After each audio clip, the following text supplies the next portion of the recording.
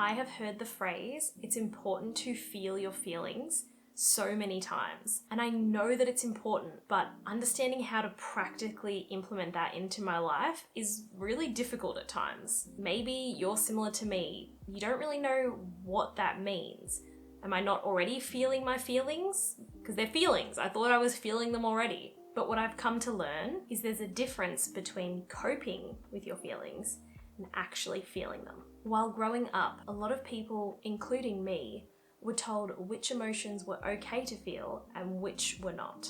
And now, anytime I experience anxiety or sadness or anger, I dislike that part of me and wish I didn't have those emotions. Thoughts run through my head like, why am I like this? This reaction is so unnecessary. I wish I could just stop feeling this way. I wish I could just be happy. But this type of self-critical thinking just creates resistance, prolonging the experience of those negative feelings. The more we berate ourselves for having negative emotions and try to push them away, the stronger they become. One way that a lot of people try to escape these feelings is using numbing coping mechanisms, like endless scrolling or watching movie after movie, trying to avoid thinking or feeling altogether.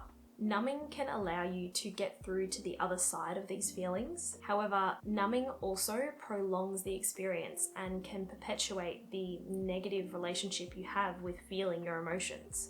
So the first step is to acknowledge your feelings for what they are. There's no need to label them as good or bad. They just are. Knowing that you're going to have negative emotions isn't the same as accepting them as they happen. Try using affirmative language, either in your head or in a journal. Things like, I'm feeling anxious, but it's okay. It was a hard day today and that's all. I feel sad and that is understandable and valid. It's important to try to avoid berating yourself or being self-critical in regards to experiencing emotions. If you do notice yourself having self-critical thoughts when you're experiencing big emotions, notice them and then try to let those self-critical thoughts go. You don't need to delve into them or be annoyed at the self-criticism itself. Another helpful step is to work out your needs. Oftentimes, there are unidentified needs not being met, which can cause negative emotions to arise without any obvious cause. For example, it might be your need for space, or your need for connection, or safety, or autonomy. I find it helpful to identify my needs when I experience an emotion and I'm not sure where it's coming from. I ask myself questions like, what do I need right now? What is behind this feeling? What am I ultimately seeking from this situation? These questions might seem obvious, but oftentimes we're not asking ourselves these questions, especially if we're feeling overwhelmed by emotions. Once you identify your needs, it's a lot easier to resolve the situation and relieve yourself from the negative emotions that arose because your needs weren't being met. Sometimes our actions and our emotional reactions do the opposite to our intent and delay our needs being met even further. For example, you might push your partner away when what you're really needing is support and validation. So try to avoid using your emotional reactions as a way to identify your needs. Instead, try to go beyond that and work out what outcome you're really wanting deep down.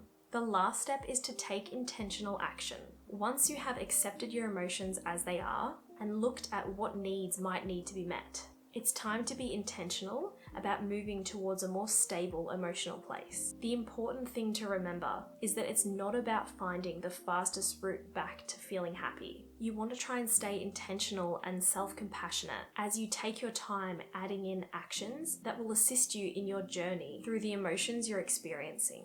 These actions might be similar to what helps with nervous system regulation, as oftentimes when we experience an emotional reaction, it's linked to the fight, flight, or freeze response. When we're in a freeze response, the key to moving out of it is to mobilize. For example, you could go for a walk, or do the dishes, or put some music on. I did a whole video discussing the freeze response, which I'll leave linked on the screen and down below.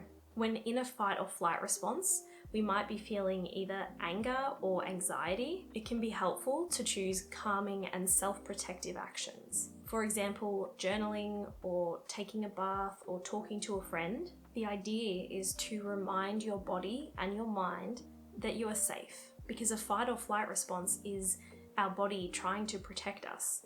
Either we're going to fight off a threat or we're going to run away from it.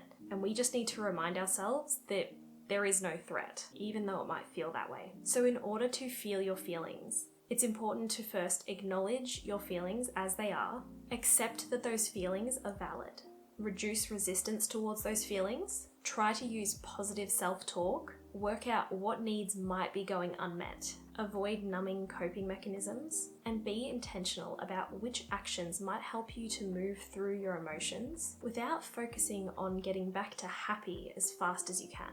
If you found this video helpful, you might like my video on how to turn off your autopilot and live a life with more intention. I hope you're having a wonderful day. Thank you so much for watching, and I'll see you guys next time.